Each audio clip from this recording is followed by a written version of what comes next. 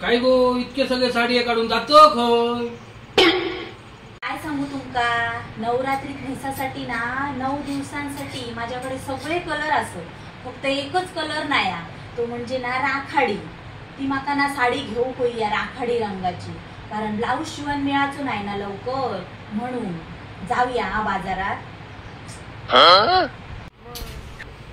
हो इतके साडी असताना तुका राखाडी कलरची साडी वही असा?